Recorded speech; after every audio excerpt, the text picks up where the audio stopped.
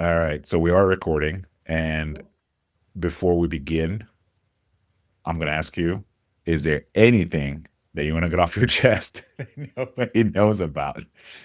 That nobody knows about.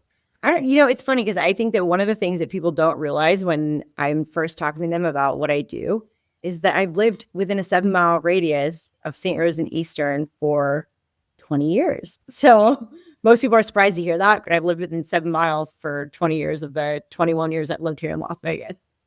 St. Rose and Eastern. See, that means nothing to me because I'm still new here. Oh, yeah. So we'll probably have to talk a little bit about that. Yeah, absolutely. We can. I can tell you everything you want to know about it. It's my hood.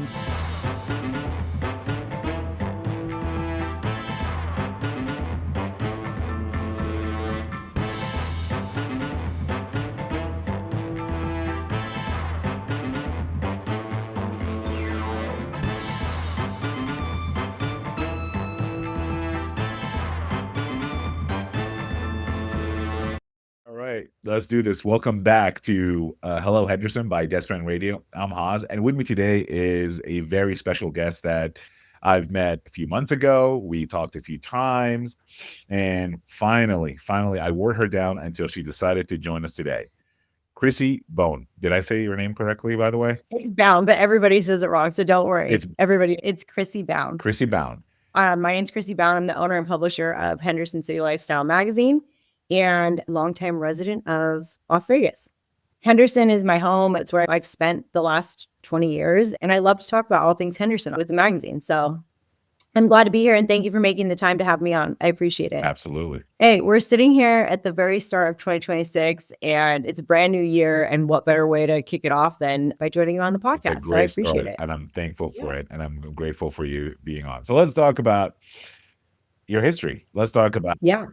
It was kind of a little bit of a fluke. So I moved here in 2004 and I came here to go to UNLV. So I've been here for a very long time. I've seen a lot of different seasons of a lot of different iterations of Las Vegas over that course of time too. But I chose UNLV to go to college. I'm from California originally, and it was between here and Arizona State. My brother was already at ASU along with my best friend from high school. I was like, I'll try Vegas for a year and just kind of see how it goes. And then just luckily ended up meeting an amazing group of girlfriends the first night I got here to Las Vegas in the dorms that are still among my best friends to this day, and loved UNLV, loved all the opportunity that school gave the students.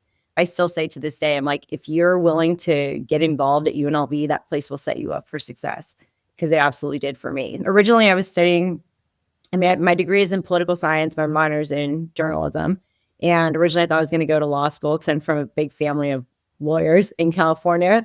By the time I got to my junior year, I was studying for the LSAT, which I took, could barely find the motivation to study for that test, and was like, I don't really know if this is for me. So I got a part-time job working at the student newspaper.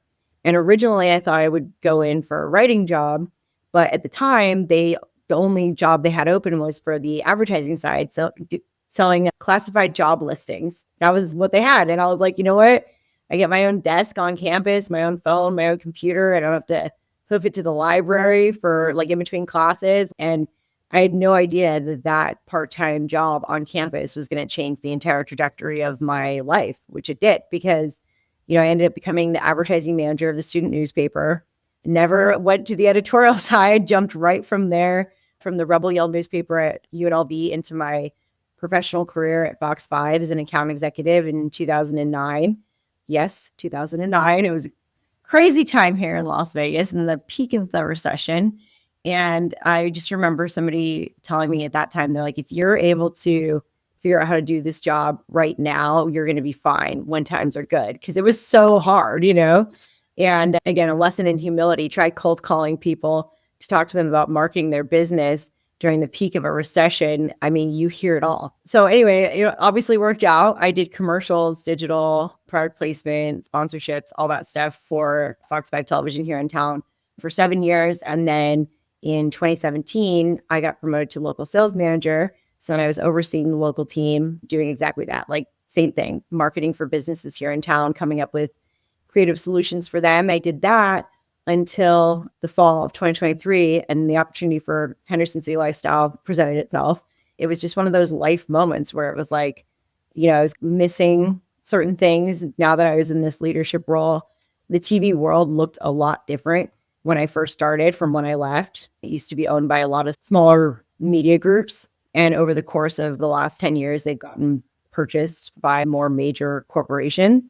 So a lot of things just changed over the course of the time that I was there. And I really was wanting a way to do what I loved, which was sit down, have a direct conversation with the business owner and help them strategize and all that. And yeah, the opportunity literally came out of left field, and I hadn't even blown the dust off my resume in a decade's time, and I had to investigate it. And here we are. I ended up resigning my position at Fox 5, purchased Henderson City Lifestyle magazine, and the last 2 years have just been a whirlwind of fun, crazy experiences that bring me a ton of joy. So That's an that's a long amazing answer. that's an amazing origin story. I love origin stories. By the way, almost everybody that we meet on Hello Henderson is some local business owner or an entrepreneur Mhm. or a startup, and it feels like Henderson is the right place for you to have this kind of mentality. It may be the times, but it feels like Henderson is just really good at helping raise a community of entrepreneurs and startups. Would you agree or Oh, disagree with this yeah. statement?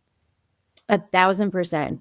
It's interesting because we are part of the greater city of Las Vegas, but Henderson has its own little space within that Vegas universe. And the city of Henderson, it's actually a pretty tight knit business community in Henderson where everybody kind of knows everyone still. The valley is booming and growing like crazy right now.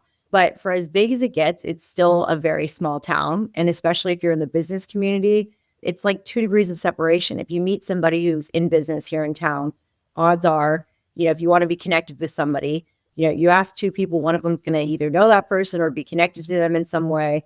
And from everything from like the city to the Henderson Chamber of Commerce, I mean, everybody really wants to help lift each other up and grow, and one of the very first things I did when I first bought the magazine was join the chamber. And I just started to show up. I didn't really know what to expect or what was going to come from it, but I knew I wanted to connect with other people that were in a similar position to me, either owned a business, trying to run a small business, people that could relate to some of the challenges I was going through. And it was honestly one of the best decisions I've ever made. That's where we met. We met through the chamber. Yep. Yeah. I do feel like Nevada as a whole is a very business friendly state. There's a lot of reasons why big corporations are moving here to have their headquarters here. But the people in Henderson and Las Vegas, but obviously I'm biased to Henderson. The best way, I tell Lisa Chow at the chamber all the time, when I went to my first event, it was like being welcomed with a warm hug. It wasn't like that, like, who are you? You're new. That vibe that you can kind of get going to some of those things. I really did feel like everybody was so welcoming. You might be mind grader because one of my 2026 goals is to finally get on the Chamber of Commerce for Henderson. You should do it. You Yeah. will never regret that decision. Let's go back a little bit to when you purchased the magazine. When I became the publisher, it was totally different because we're literally walking arm in arm with our partners in this magazine. Like, I see them all the time. A lot of us have become good friends. Like, I know what's going on in their home life, their business life, all the things. Like, it's so much more personal. And I really enjoy that part of it because, people will say, like, business isn't personal. And I say BS to that because it really is. And I always really liked the strategy side of it ever since I started working in media. We have a lot of different things that we can do. Like, people are like, oh, it's a magazine. Well, yes, we have the magazine, but then we also do our podcast. We have our social media. We have online components. Like, there's so many different things that we can do. We try to strategize it all. But I think how personal this was definitely one of the things that surprised me. And then just the people in Henderson. Like, I mean, I arguably have the best job in the entire world. I get to share all the happy, feel good stories that make up our community every single day. And, in our magazine, we're not trying to break news here or be the first ones on some story or whatever. We're trying to spread the happy, feel good joy that is taking place within the community that we call home. And I absolutely love it. I think it's great. Like the amount of compassion that this community shows to each other just blows my mind. There have been more moments over the last 2 years where I've literally been brought to tears just witnessing amazing people doing amazing things for each other, giving back, and honestly, just small moments of amazing human kindness. So I think the people would be the biggest thing. Is there a scenario or a story that you can share with us that sticks to your mind the most, where you can say that, where that reflects back on what you just said, the fact that people really love each other here, they really support each other, they really stand with each other? We feature all different kinds of nonprofits in the magazine, and they all do amazing work. It's hard because it's like we publish the magazine monthly, but you could probably do way more than 12 stories over the course of a year with different nonprofits. So it honestly is hard for me to pinpoint just one. The other one that really touched my heart is Gigi's Playhouse. I don't know if you've ever heard of them, but they have a facility that's over on Warm Springs and Stephanie. And the mom is the one who founded the Gigi's here in town. Her daughter has Down syndrome, and she was hit with all these different moments of fear, hearing like, my child has Downs, what does this mean, etc. And she was looking for a community, and she found Gigi's Playhouse. They're actually nationwide, but there wasn't one here. And so she worked to launch Gigi's Playhouse here in Henderson. And it's a free center, like absolutely 100% free for parents and kids who have Down syndrome. There's people that are there of all different ages, from babies all the way into adulthood, that can find resources and community and tutors, and they can take classes. I mean, it's just such a happy place. And I was there during the holidays as they were doing their holiday soiree. And you, like, every single person's cheeks were hurting by the end of the night because we were all smiling so much, because it was just such a happy, feel good place. And again, like, both of these things are like things that stem from just direct needs in our community, and people who saw the need and then said, I'm going to do something about this. And didn't just sit back and say, we really should do X, Y, Z, but took action and created a space or a community, or are fulfilling an actual need that they saw in our community, which I think is just awesome. I think the big thing is, everybody wants to, like, people want to give back. I agree with you. They want to help. They want to give back, but it can be intimidating to know where to start. And so we try to be able to be a platform where we can showcase some of these different nonprofits and the good that people are doing. And I mean, honestly, Haz, if you were to look back, there's so many amazing things. Like, even just during the holiday season, like Opportunity Village does their magical forest. If you ever get a chance to go tour Opportunity Village, that's another one you definitely should look at.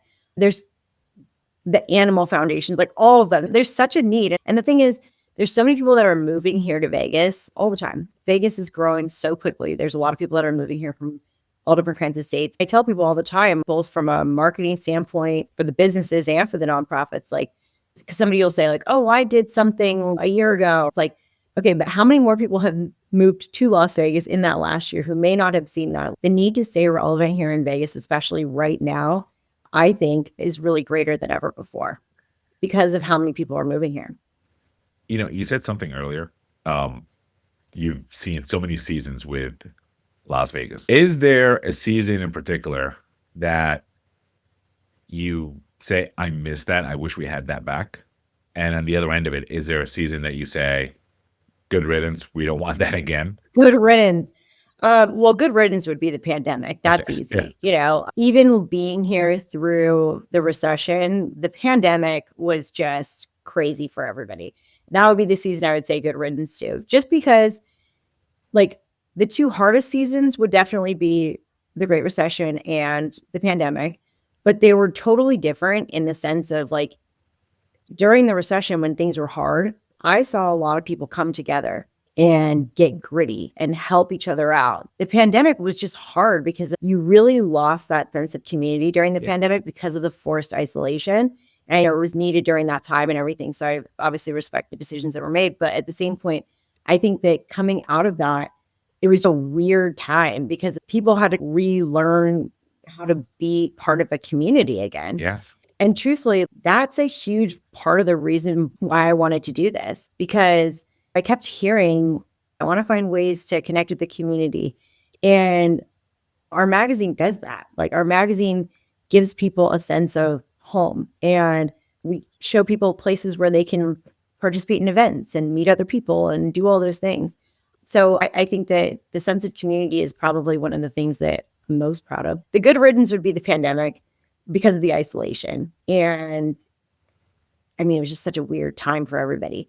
And then the time that I would bring back is kind of tough because, like, on one hand, the early days of when I was here was just such a magical time in Las Vegas because it was a lot smaller. I jokingly tell people, like, having lived in this area for so long, like, St. Rose, the south side of St. Rose was dirt. That's what it was. There were no hospitals over here. There was no nothing. It was just open dirt land. We would take our trucks and go off-roading through the area where the new West Henderson Hospital is. There was nothing there. And you'd go like 70 miles an hour on St. Rose, and it was like a big 4-lane road, and like really like it, like the city kind of ended. But during that time, like, there was a lot of I don't know how to explain it other than, like, it was very free. You know what I mean? It was very freeing to be here, and it was very exciting to be here because there was so much opportunity. There still is so much opportunity here, which is part of the reason why I love Las Vegas so much.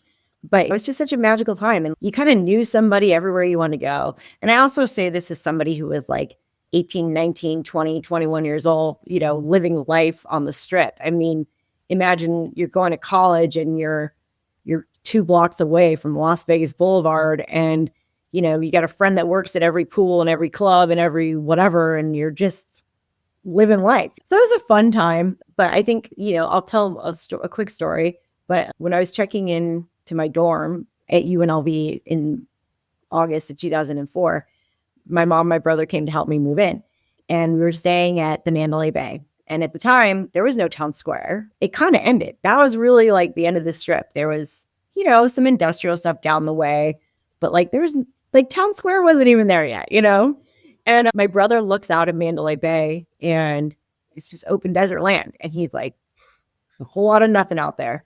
And my mom comes over and looks out the window, and she says, actually, that's a whole lot of opportunity.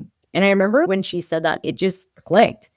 And I was just so excited. And I had just gotten here. I didn't even know anything about what my experience was going to be like. But I remember when she said that, I was just like, wow, like this could be big. And here I am all these years later, still, like, has the city grown a lot? Yeah, absolutely it has. But at the same point, that opportunity, that like sense of excitement and opportunity, I think still exists for a lot of us that live here.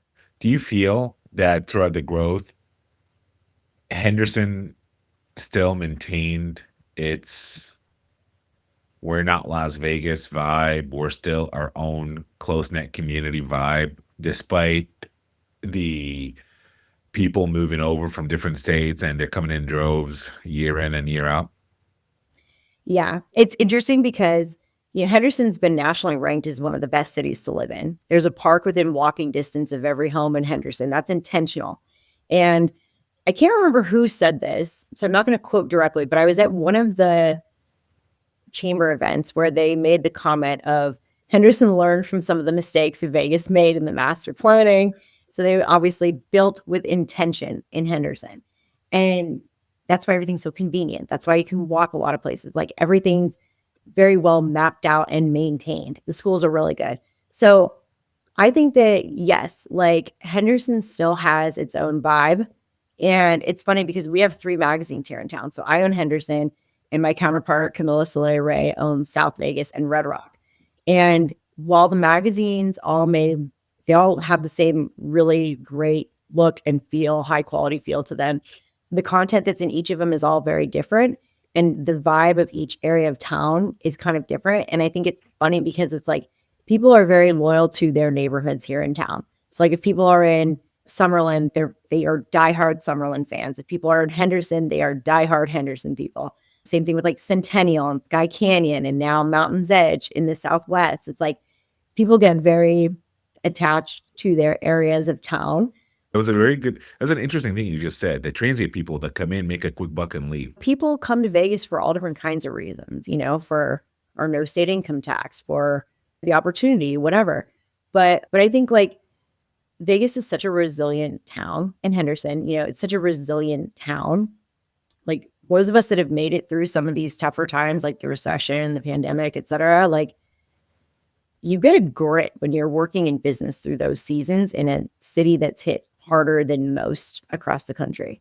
You really got to band together. You really got to make those active decisions. Like, I'm going to shop local versus buying the big brands. I'm going to make a conscious effort to try to help out a friend in need. You make those conscious decisions.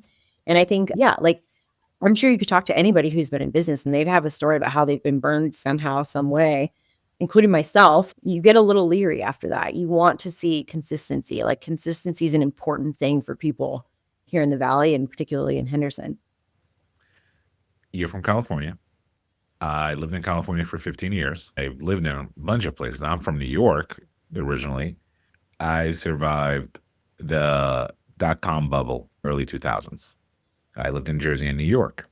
I lived in Florida during the financial collapse. In your opinion, is it easier to survive those kind of things, especially with a community, if you are in a bigger city or a bigger market like a New York or a California, a Southern California and New York or Chicago, or when you're in a smaller community like a Henderson or Orlando, where I lived at the time during the financial collapse and the housing market collapse?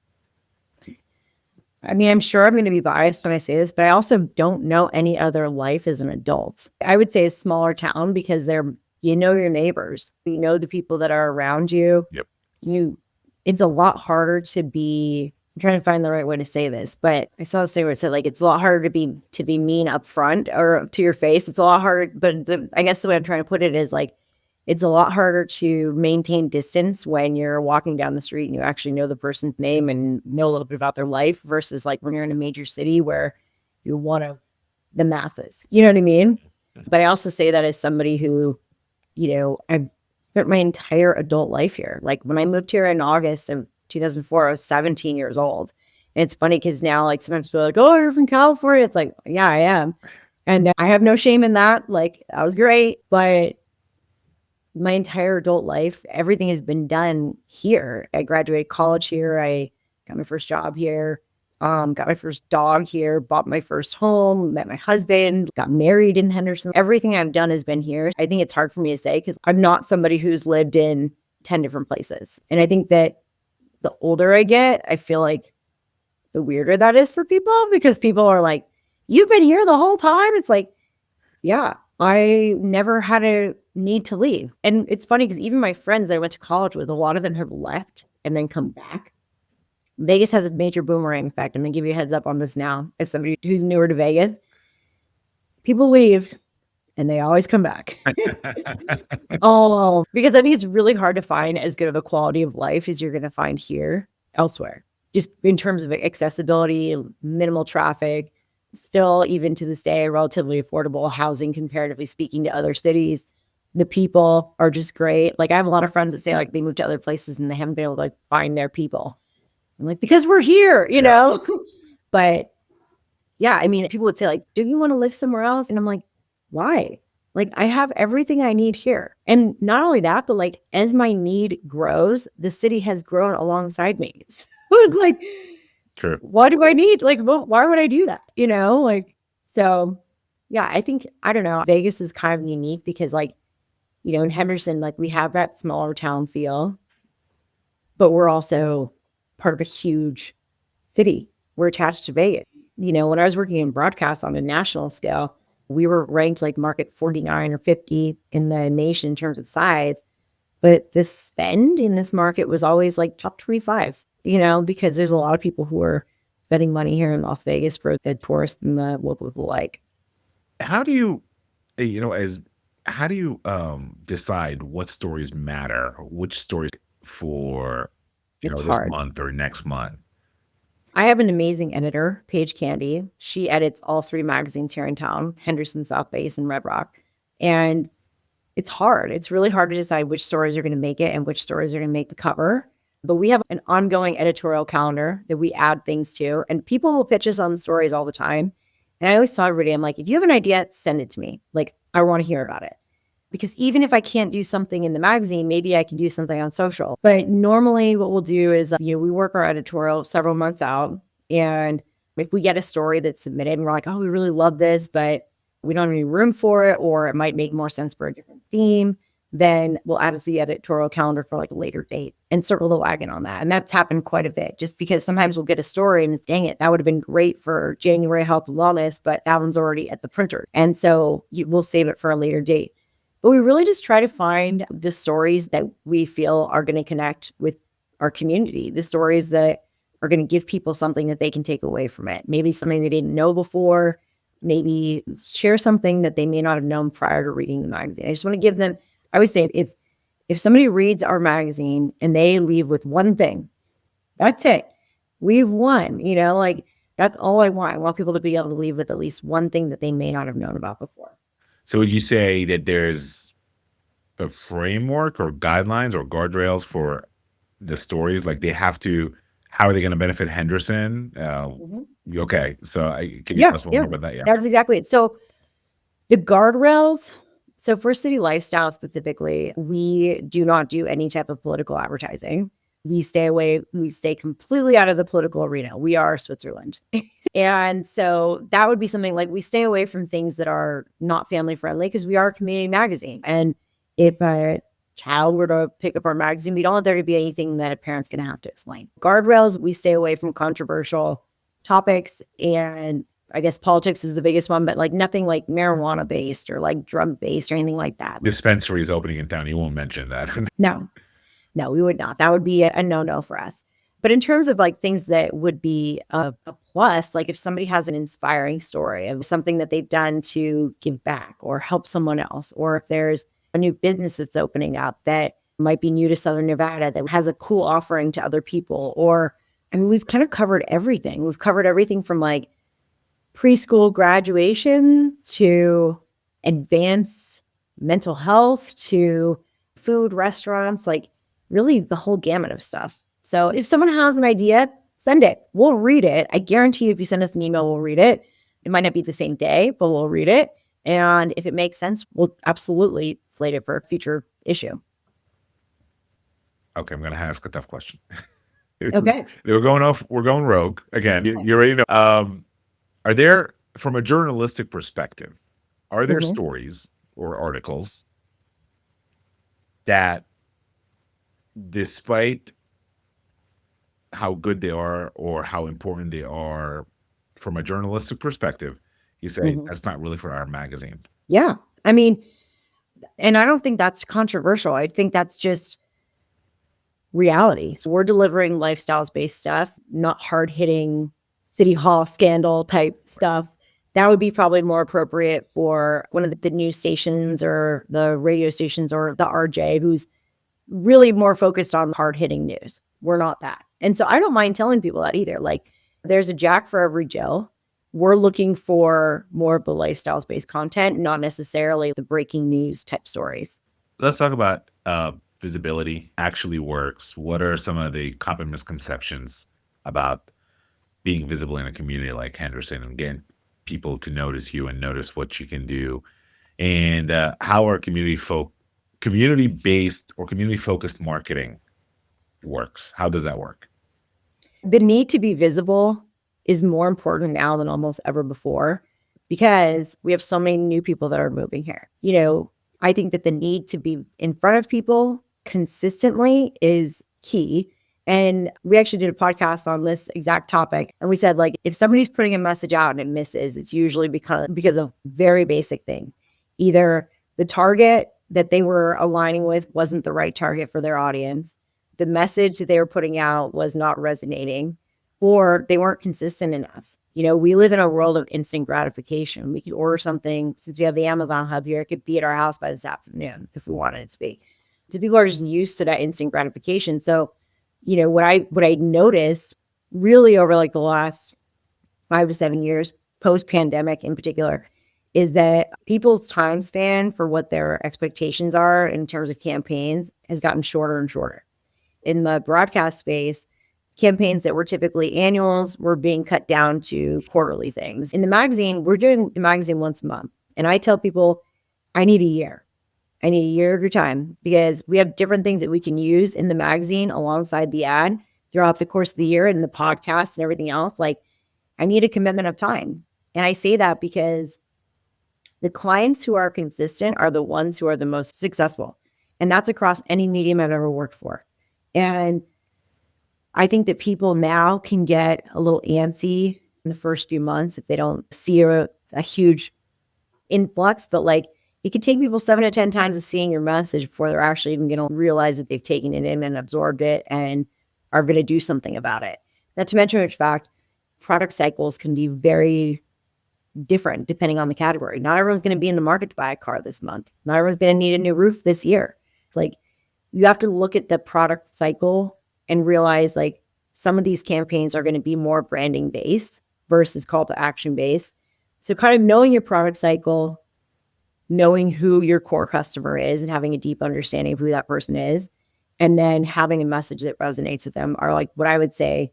And people have heard me talk about this. I've talked about this at the chamber and on our podcast, but I think it's worth mentioning. Like those are really the 3 pillars for a successful marketing campaign. That's wonderful advice for anybody that is listening right now, then they want to grow their business and their marketing strategy. Let's talk about new year, new energy. How do you start the new year with intentions and goals versus the traditional, oh, what are your year's resolution? Oh my gosh. I have last year's and this year's. I am one of these people, a vision board, goal setting person. That absolutely is me. And I've been that way for a long time because, a goal without a plan is a wish. Yeah. Like, sure. You got to know, it's great to say like, oh, I want to make X amount of dollars in revenue this year. But like, if you don't have a mapped out plan of how you're going to get there, what are you doing? I also do a section of what I would like to leave behind. And then a word of like what a word to motivate you in the new year. I never heard anybody say this before. A key word or a word that sort of motivates you. But the other one that you said that I really love, and again, I teach this professionally, is that you said, what am I going to leave behind? Can you tell us a little bit more about those two? Yeah. Let's start with the leave behind. Let's start with the negative and end on the positive. I love the new year. Personally, the thing I love even more than the new year is my birthday, because my individual birthday is another year for me as like individually. It's another reason, it's another excuse that the universe gives you to reflect as you turn into as you're turning the leaf on another year of your own life. But leaving behind, I think, is important because as you're doing that self audit and you're reflecting on the year you've had, whether it be your birthday or New Year's or whatever works for you, like looking back and saying, okay, what went well, what didn't go well, and where did I self-sabotage this past year? In what ways did I maybe not show up as my best self? And in what ways are like, whether it be people around you or your environment or whatever, just not working for you anymore? Have you outgrown certain situations? Have you outgrown certain experiences, And again, like, I think it's easy as like the years roll on to just get like stuck in these habits and routines and be like, well, this is what I've always done. But like, does that even still work for you anymore? You have to identify what that is to know what you're leaving behind. Do you feel like people are disciplined enough or have enough self-awareness to criticize themselves to say, I need to leave this behind? Because I feel like you've reached a level of, self-awareness that some others may not have gotten to yet. Mm-hmm. That's a personal choice. Okay.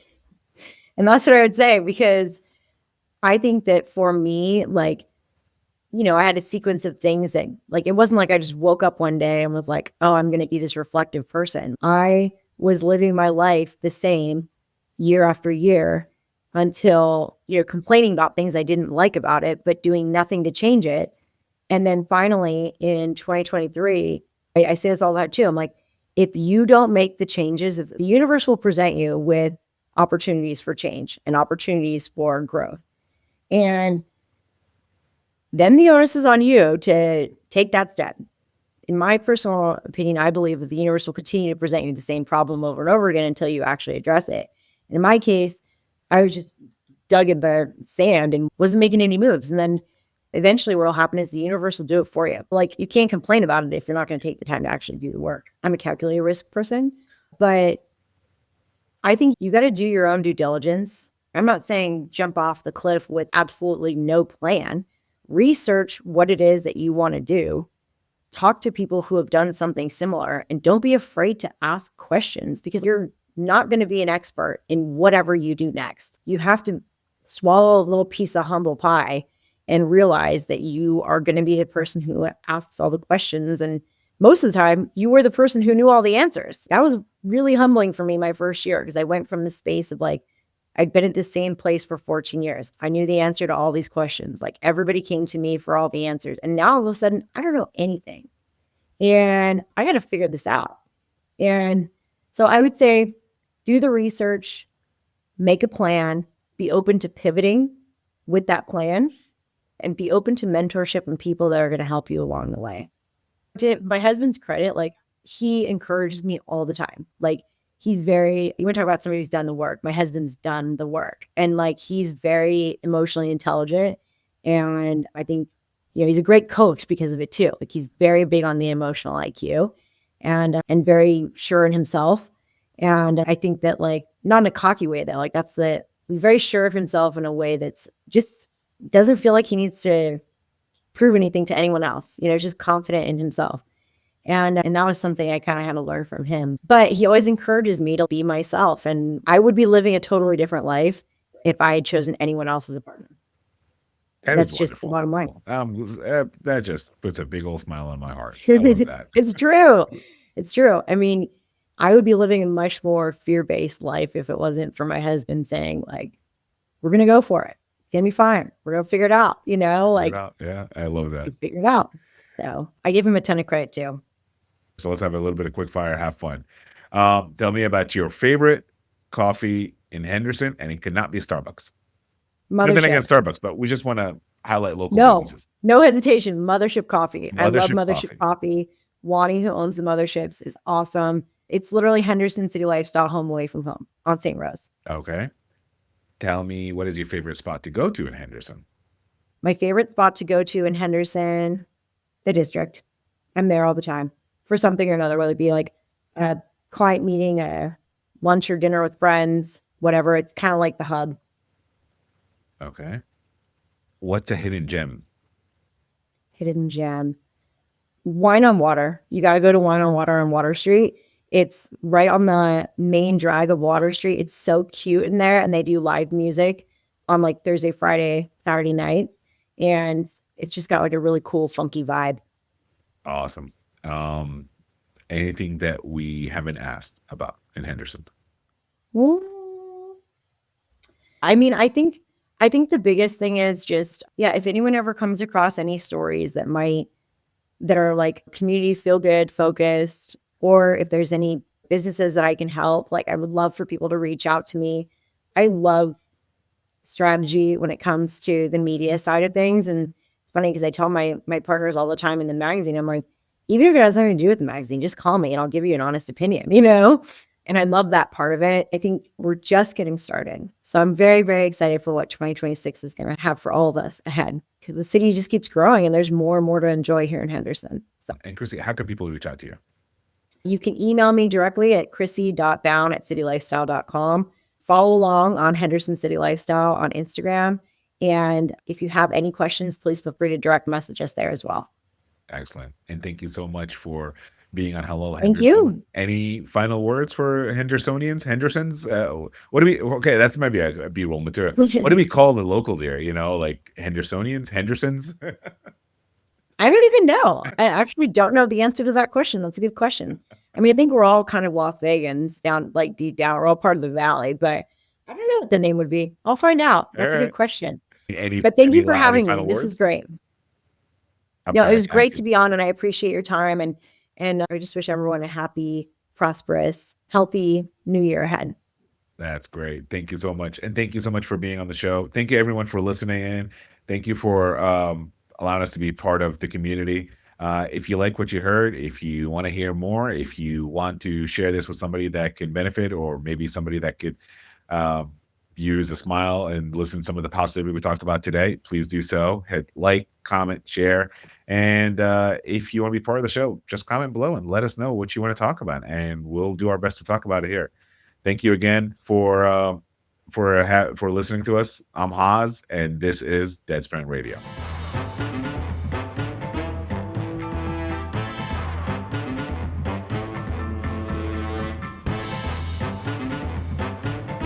It's Bown, but everybody says it wrong, so don't worry. Everybody knows okay. that. Tell me your name correctly so I can say it correctly, please. Yes, it's Crissie Bown. Crissie Bown. She is the editor-in-chief of Lifestyle Henderson City Lifestyle magazine. And you know what? I'm messing this up. Why don't you go ahead and introduce yourself? One of the things I always complain to my wife, I was like, our kids don't eat leftovers. Like, they don't understand. Like, when we were kids, I mean, I was poor growing up. You know, we were kids.